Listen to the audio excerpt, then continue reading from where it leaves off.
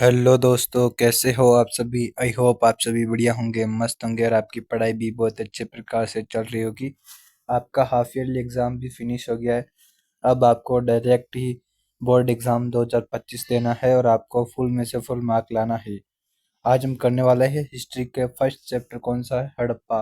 हड़प्पा सभ्यता के most important MCQ plus हम क्या करने वाले हैं? वन लाइनर क्वेश्चंस करने वाले हैं। MCQ plus one liner questions करने वाले हैं जो आपके एग्जाम के लिए वेरी हेल्पफुल होने वाले हैं। और बिना टाइम वेस्ट के अपनी क्लास को स्टार्ट करते हैं। और पहला क्वेश्चन आपके सामने आपके स्क्रीन पर। हड़प्पा अथवा सिंधु घाटी सभ्यता की सबसे विशिष्ट पुरावस्तु है हड़प्पाई मोहर, मर्दबांड, आभूषण या औजार। तो इसका जो राइट आंसर होगा वो क्या होने वाला है?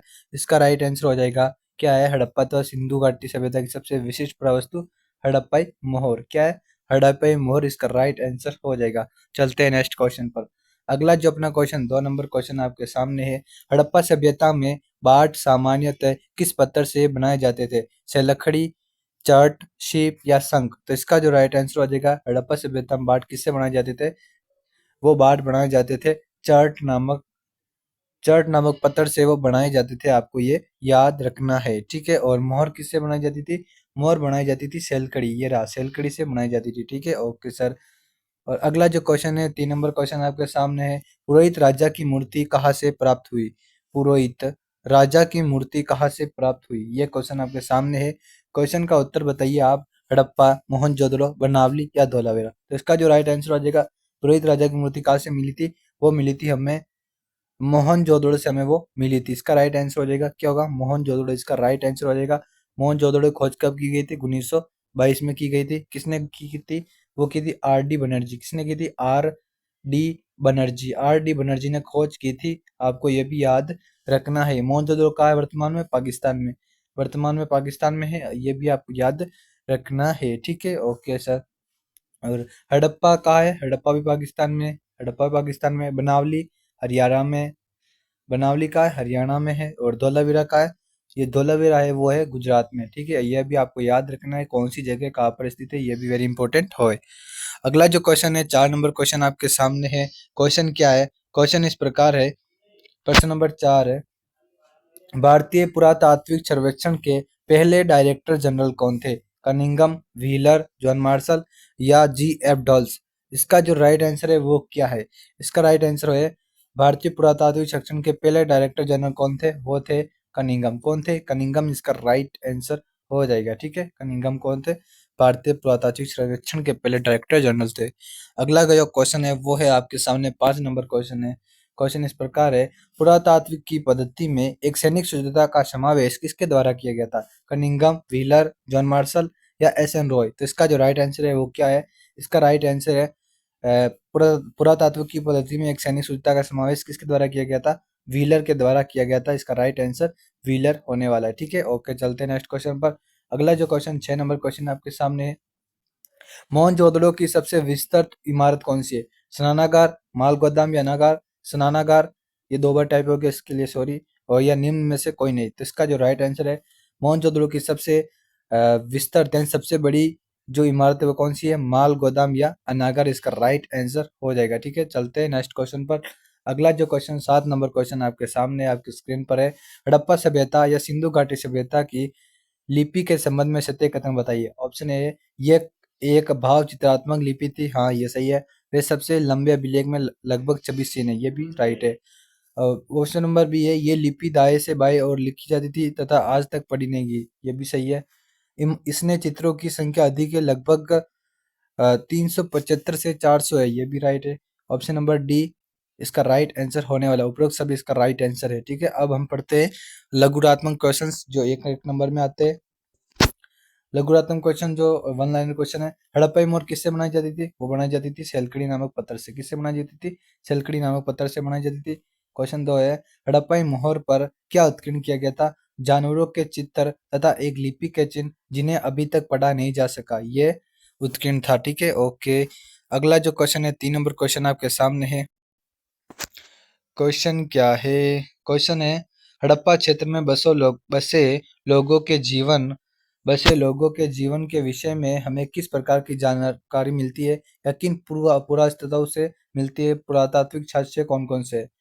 तो हमें इनसे हड़प्पा हड़प्पा में जो लोग बसे थे उनकी जानकारी हमें कैसे मिलती है, ये क्वेश्चन पूछा जा रहा है। इसका राइट आंसर क्या है? हमें उनकी आवास उनके घरों से मिलती है, उनके मर्द भांड यानी मर्द भांड मतलब हो गया मिट्टी के भांड, मिट्टी के जो बर्तन है, मिट्टी के बर्तन, उनसे मिलती है एक जानकारी, हमें उनके घरों से मिलती है।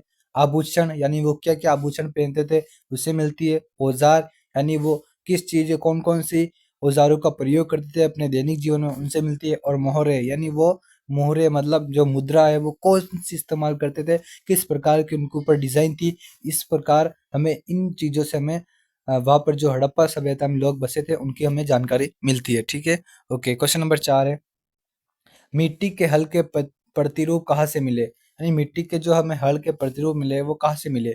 एक तो बनावली हरियाणा से मिले और एक चोलिस्तान पाकिस्तान से। हमें इन दोनों जगहों से हमें क्या मिले? मिट्टी के हल के प्रतिरूप मिले। मिट्टी के हल के प्रतिरूप कहाँ से मिले? हमें बनावली और चोलिस्तान से। और एक क्वेश्चन आता है कि जूते हुए खेतों के साक्ष्य में कहाँ से मिले? जूते हुए खेतों के साक्ष्य में कहाँ से मिले? तो वो हमें मिले, वो कहाँ से मिले? हमें कालीबंगा से मिले। ठीक है, कालीबंगा से हमें मिले। और कालीबंगा कहाँ स्थित है? वर्तमान में राजस्थान, राजस्थान कहाँ है? सॉरी, राजस्थान में कहाँ है? राजस्थान में ये हनुमानगढ़ में। ठीक है, हनुमानगढ़ में है और ये भी आपको याद रखना है। ठीक, खोज किसने की थी? खोज की थी अमलानंद घोष ने। किसने की थी? अमलानंद, अमलानंद घोष ने इसकी खोज की थी, ये भी आपको याद रखना है। अगला जो अपना क्वेश्चन है वो है 5 नंबर, ये आ गया, किस स्थल से जूते हुए खेत तक साक्ष्य मिले? अभी बताया मैंने, कालीबंगा से मिले, कालीबंगा राजस्थान से मिले। क्वेश्चन नंबर 6, किस पूरा स्थल से सिंचाई नहर के अवशेष मिले? हमें सोरतगई जो अफगानिस्तान में स्थित है वहां से हमें नहरों के अवशेष मिले। ओके। 7 नंबर क्वेश्चन आपके सामने है, जलाशय, अ, कौन सा क्वेश्चन है? 7 नंबर क्वेश्चन इस प्रकार है, क्वेश्चन 7 नंबर है, जलाशय या तालाब के साक्ष्य किस स्थल से मिले? गुजरात में स्थित धोलावीरा से हमें क्या मिले? जलाशय या तालाब के साक्ष्य मिले। ठीक है, और एक क्वेश्चन और आता है, सिंधु घाटी सभ्यता का एकमात्र बंदरगाह नगर कौन सा था? सिंधु घाटी सभ्यता का एक एकमात्र बंदरगाह नगर कौन सा था? तो वो कौन सा था? लोथल। लोथल का है, लोथल भी गुजरात में है। ठीक है, ये भी आपको याद रखना है, लोथल भी का है गुजरात में। ओके।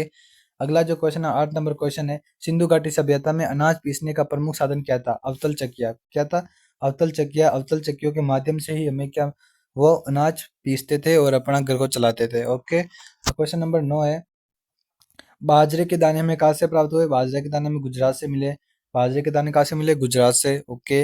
अगला नंबर क्वेश्चन है 10वां, हड़प्पा सभ्यता के शहरों, हड़प्पा सभ्यता के शहरों की सबसे अनूठी विशेषता क्या थी? वो थी नियोजित जल प्रणाली।